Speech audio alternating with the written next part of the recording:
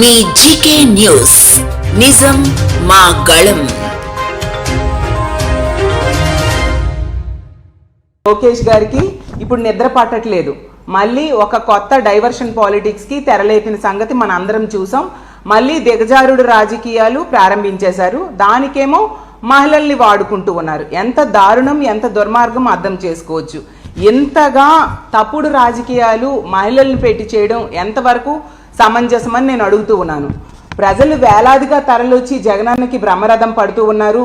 కానీ అధికారంలో ఉండి కూడా మీరు వెళ్తే ప్రజలు అంతగా రావట్లేదు. కాబట్టి దీన్ని చూసి సహించలేక ఇలా మహిళలను అడ్డం పెట్టుకొని రాజకీయాలు చేస్తూ ఉన్నారు.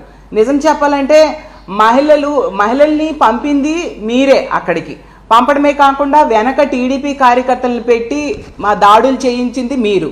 మళ్ళీ తిరిగి మా పార్టీ వాళ్ళ మీద ఎదురు దాడి చేయడం ఎంతవరకు సమంజసం? అసలు జగన్మోహన్ రెడ్డి గారు ఎందుకు క్షమాపణ చెప్పాలి? జగనన్న ఎప్పుడైనా మహిళలకి ఏమైనా మాట అన్నారా? అసలు తీసుకుంటే మీ నాయకుడైన చంద్రబాబు నాయుడు గారి లాగా కోడలు మగబిడ్డను కంటానంటే అత్త వద్దంటుందా అని అలాంటి డైలాగ్స్ ఎప్పుడైనా జగనన్న ఏ రోజైనా అన్నారా? మరి ఎందుకు జగన్మోహన్ రెడ్డి గారి మీద ఎలాంటి మాటలు, ఎలాంటి సంస్కృతికి మీరు తెరలేపారు అని నేను అడుగుతూ ఉన్నాను. అసలు మహిళల నిరసన పేరిట గత 3 రోజులుగా చూస్తున్నాము. రాష్ట్ర వ్యాప్తంగా అరాచకాలు, అన్యాయాలు చేస్తూ ఉండే పరిస్థితి.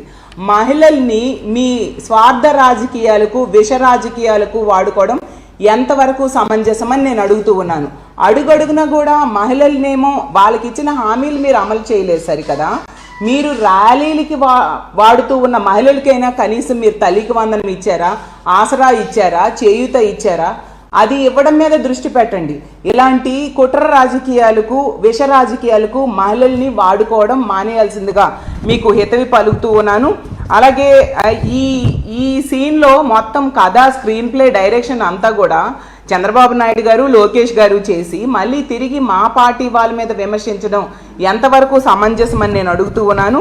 అసలు నిజం చెప్పాలంటే మహిళల్ని అడ్డం పెట్టుకొని రాజకీయాలు చేయడం, ఇలాంటి దిగజారుడు రాజకీయాలు చేయడం మొదటి నుంచి కూడా మీకు అలవాటే అనేది క్లియర్గా అర్థమవుతూ ఉంది. కాబట్టి ఎప్పటికైనా మహిళల్ని గౌరవించే పార్టీ ఏదైనా ఉందంటే అది మా వైఎస్ఆర్ కాంగ్రెస్ పార్టీ. మా అధ్యక్షులైన జగన్మోహన్ రెడ్డి గారు, అతను ముఖ్యమంత్రిగా ఉన్నన్నాళ్ళు కూడా మహిళల్ని ఆర్థికంగా, రాజకీయంగా, సామాజికంగా ఉన్నత స్థానంలో కూర్చోబెట్టడానికి, వాళ్ళు రక్షణతో బ్రతకడానికి అన్ని చర్యలు తీసుకున్నారు. ఈరోజు తీసుకుంటే మీ తెలుగుదేశం పార్టీ, మీ కూటమి ప్రభుత్వం అధికారంలోకి వచ్చాక మనం చూస్తే అడుగడుగునా కూడా మహిళలకి ఇచ్చిన హామీలు తొంగలో తొక్కడమే కాకుండా, వాళ్ళకి నెట్ట నిలువుగా మోసం చేయడమే కాకుండా, వాళ్ళ రక్షణని గాలి కొదిలేసి ఈరోజు మహిళలు ఎటువంటి ఆసరా ప్రభుత్వం నుంచి, ఎటువంటి భరోసా ప్రభుత్వం నుంచి లేక, రక్షణ లేక ఈరోజు గాలిలో దీపాల్లా వాళ్ళ మాన ప్రాణాలు ఈ రాష్ట్రంలో ఉండే పరిస్థితిని మీరు కల్పించారు. ఇలాంటి దాడులకి, ఇలాంటి ర్యాలీలకు కూడా మహిళల్ని వాడుకుంటూ వాళ్ళని రోడ్ల మీద తిప్పుతున్నారు మీరు. కాబట్టి ఇప్పటికైనా మీరు బుద్ధి తెచ్చుకొని మహిళలను అడ్డం పెట్టుకొని రాజకీయాలు చేయడం మానుకోండి. అలాగే ఇలాంటి చర్యలు మానుకోకపోతే ప్రజలే మీకు రానున్న రోజుల్లో తగిన బుద్ధి చెప్పడానికి సిద్ధంగా ఉన్నారని తెలియజేస్తున్నాను. ఇలాంటి ఆటలు, వక్రీకరణలు ఎంతో కాలం సాగదు. అవేవి శాశ్వతం కాదు. ప్రజలు అన్నీ గమనిస్తూ ఉన్నారు. ఎన్నో రాజ్యాల్ని, ఎన్నో ప్రభుత్వాల్ని ప్రజలు చూశారు. కాబట్టి అడుగడుగునా కూడా మీరిచ్చిన హామీలు అమలు చేయకుండా ఇలాంటి డైవర్షన్ పాలిటిక్స్ చేస్తూ పబ్బం గడుపుకోవడానికి ప్రయత్నిస్తే అది ఎల్లకాలం సాగదని తెలియజేస్తూ ఉన్నాను. ఫైనల్గా నేను చెప్పేది ఏంటంటే, మహిళల్ని ఇలాంటి దాడులకి మీరు ఉపయోగించుకునే బదులు వాళ్ళకి ఇచ్చిన హామీలు అమలు మీద దృష్టి పెడితే బాగుంటుందని తెలియజేసుకుంటూ, ఇలాంటి డైవర్షన్ పాలిటిక్స్, ఇలాంటి కుట్ర రాజకీయాల్ని ఎప్పటికైనా ఆపాల్సిందిగా మీకు తెలియజేసుకుంటూ సెలవు తీసుకుంటున్నాను.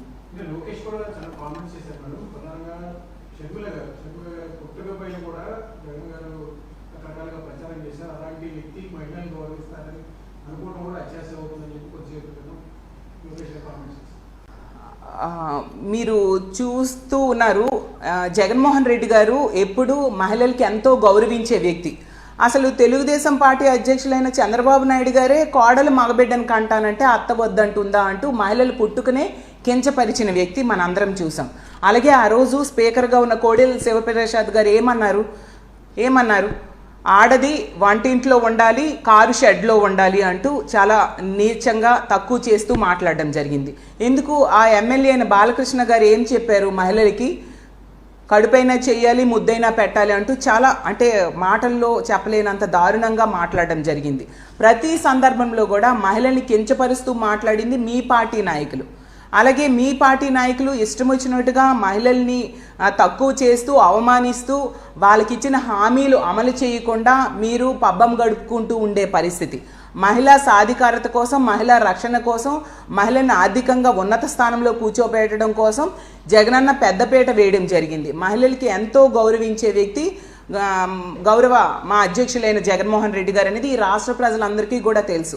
అసలు జగనన్న ముఖ్యమంత్రిగా ఉన్నంత కాలం కూడా తమ సొంత అన్న ముఖ్యమంత్రిగా ఉంటే ఎలాంటి భద్రతా భరోసా పొందుతారో అంతటి భద్రతా భరోసాని ఈ రాష్ట్రంలో ఉన్న మహిళలు పొందిన విషయం అందరికీ తెలుసు. అసలు కూటమి వాళ్ళు ఎన్నికల టైంలో చెప్పిన అబద్ధపు హామీలు నమ్మి ఓట్లేసిన వాళ్ళు ఈరోజు బాధపడుతూ ఉన్నారు. గుడిలో ఉన్న దేవుడిని వెలివేసి మళ్ళీ దేవుడు రావాలని ఇప్పుడు ప్రార్థన చేస్తున్నామే, అలాంటి పరిస్థితి మాకుందని ఈరోజు బాధపడుతూ ఉండే పరిస్థితి. జగన్మోహన్ రెడ్డి గారు ఈసారి ముఖ్యమంత్రి కాకపోవడంతో సంవత్సర కాలంలోనే ఎన్నో కష్టాలు ఈ రాష్ట్ర ప్రజలు అనుభవిస్తూ ఉన్నారు. ముఖ్యంగా మహిళలు అనుభవిస్తూ ఉండే పరిస్థితి మనం చూస్తూ ఉన్నాము. వీళ్ళ దిగజాడు రాజకీయాలకి, తప్పుడు రాజకీయాలకి మహిళల్ని వాడుకోవడం, దాన్ని మేము తీవ్రంగా ఖండిస్తూ ఉన్నామని తెలియజేస్తూ ఉన్నాను.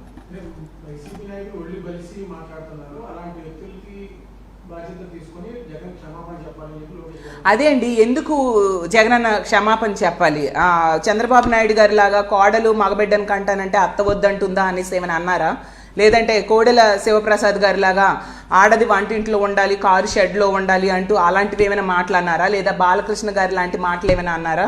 ఎప్పుడైనా మహిళల్ని పల్లెత్తి ఒక మాట అన్నారా? ఏ రోజు కూడా తల్లి అమ్మ అంటూ ఎంతో గౌరవంగా మాట్లాడే వ్యక్తి. అంతేకాకుండా తన పాలనలో ఇచ్చిన హామీల్లో మ్యాక్సిమం లబ్ధిదారులుగా మహిళల్నే చేసిన సంగతి మనం చూసాం. ఆ ఇచ్చిన హామీల్లో 99% నెరవేర్చిన సంగతి కూడా మనం చూసాం. మహిళల్ని రాజకీయంగా, ఆర్థికంగా, సామాజికంగా ఉన్న స్థానంలో కూర్చోబెట్టారు జగన్మోహన్ రెడ్డి గారు.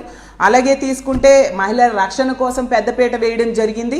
ఇలా అన్ని రకాలుగా మహిళల్ని ఉన్నత స్థానంలో కూర్చోబెట్టిన వ్యక్తి ఎందుకు క్షమాపణ చెప్పాలి? వాళ్ళంతటా వాళ్ళదే కథ, వాళ్ళదే స్క్రీన్ ప్లే, వాళ్ళదే డైరెక్షన్ అంతా వాళ్ళదే అయ్యుండి మహిళల్ని వాళ్ళే పంపి ఆ మహిళల వెనక టీడీపీ కార్యకర్తల నుంచి దాడులు వాళ్ళే చేయించి మళ్ళీ తిరిగి మా వాళ్ళ మీద బ్లేమ్ చేయడం ఎంతవరకు సమంజసమని నేను అడుగుతూ ఉన్నాను. అంటే మహిళల్ని ఎంతసేపు ఇలాంటి ర్యాలీలకు వాడుకునే బదులు వాళ్ళకి ఇచ్చిన హామీలు అమలు మీద దృష్టి పెడితే బాగుంటుందని నా ఉద్దేశం అని తెలియజేస్తూ ఉన్నాను.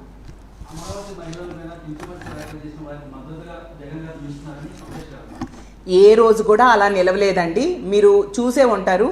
అసలు ఒక డిబేట్లో ఒక వ్యక్తి మాట్లాడిన మాటలకి మా పార్టీకి ఏంటి సంబంధం? మా పార్టీకి కానీ, మా జగన్మోహన్ రెడ్డి గారికి కానీ, జగనన్న కుటుంబ సభ్యులు కానీ దానికి ఏంటి సంబంధం? ఆ వ్యక్తి క్షమాపణ అడగడం జరిగింది. అంతేకాకుండా సాక్షి టీవీ కూడా ఖండన విడుదల చేయడం జరిగింది. అలాగే మా పార్టీకి సంబంధం లేదని కూడా మా పార్టీ చెప్పడం జరిగింది. మా పార్టీ ముందు నుంచి కూడా ఇలాంటివైతే ఎప్పుడు కూడా సమర్థించదు. అది ముందు నుంచి కూడా మనం చూస్తూ ఉన్నాము. వెంటనే అందుకే ఖండించడం జరిగింది.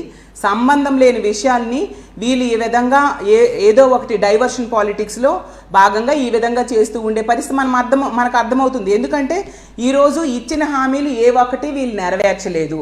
అంతేకాకుండా తీసుకుంటే మహిళల రక్షణ గాలికి వదిలేశారు. ఇన్ని హామీలు ఇచ్చారు, 143 హామీలు ఇచ్చారు, ఏ ఒక్కటి కూడా ఈరోజు అమలు చేయలేదు.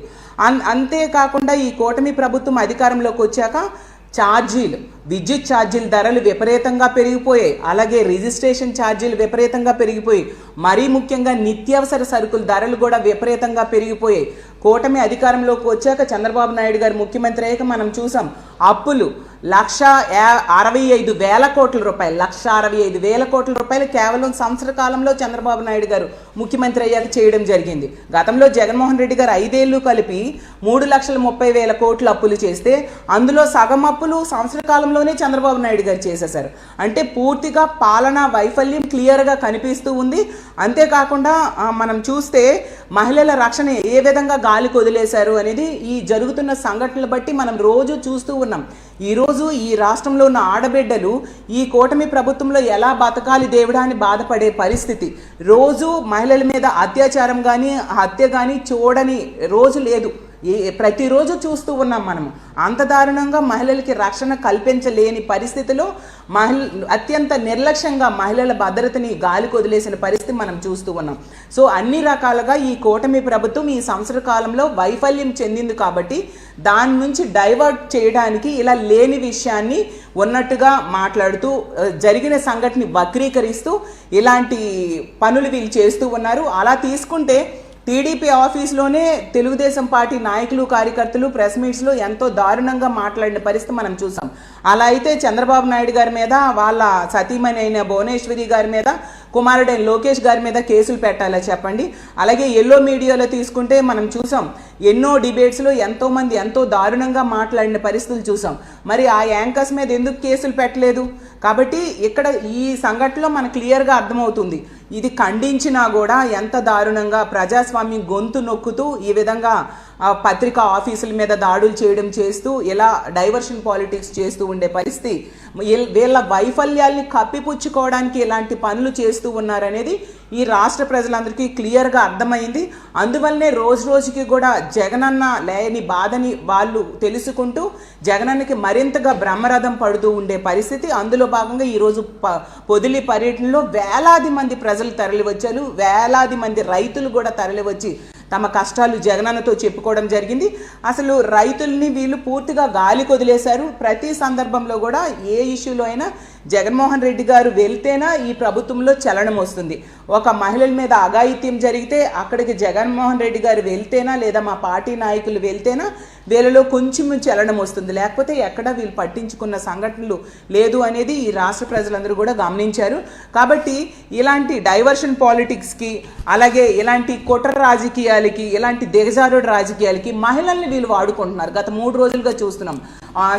సాక్షి ఆఫీసుల మీద దాడులకైతేనేమి, ఈరోజు పొదిలి పర్యటనలో ఏదో చేసేద్దాము అనేసి ఇలాంటి కార్యక్రమాలన్నింటికీ కూడా మహిళల్ని వీళ్ళు వాడుకుంటూ మహిళల్ని బలిపశువులుగా చేయడానికి వీళ్ళు పూనుకునే సంగతి మనం చూసాము.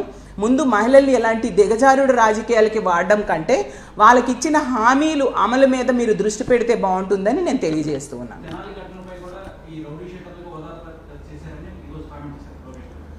అదే అండి మీకు చెప్తూ ఉన్నాను, మనం ప్రజాస్వామ్య దేశంలో ఉన్నాం. మనకి ఒక చట్టము, న్యాయము, ఒక రాజ్యాంగము ఉన్నాయి. మనం ఒక ప్రాసెస్ ప్రకారము ముందుకు వెళ్లాల్సిన అవసరం ఉంది. అది మానేసి ప్రతిదీ కూడా చేతిలోకి తీసుకొని చేస్తే అది కరెక్ట్ కాదు అనేది చట్టం, న్యాయము, ప్రజాస్వామ్యం గురించి తెలిసిన ప్రతి ఒక్కరికి కూడా అర్థమవుతుంది. మరి అలా అయితే మనం చూసాము, ఆ సత్యసాయి జిల్లాలో రామగిరి మండలంలో 14 సంవత్సరాల మైనర్ బాలికను తెలుగుదేశం పార్టీ కార్యకర్తలు 6 నెలలుగా అత్యాచారం వీడియోలు తీస్తూ చేసినప్పుడు వాళ్ళ మీద తెనాలి టైపు ట్రీట్మెంట్ ఎందుకు వీళ్ళు చేయలేదు? కనీసం అరెస్ట్ కూడా చేయలేదే. మొన్న మా పార్టీ నాయకులు వెళ్ళి అక్కడ యాజిటేషన్ చేస్తే అప్పుడు కొద్ది మందిని అరెస్ట్ చేయడం జరిగింది.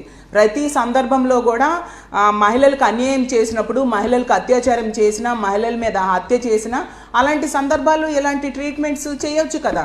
అది మానేసి వీళ్ళు చట్టాన్ని చేతిలో తీసుకొని ఆ పని చేశారు కాబట్టి చట్ట ప్రకారం చేయాలి అనేది మా పార్టీ ఉద్దేశంగా తెలియజేస్తున్నాం. Thank you.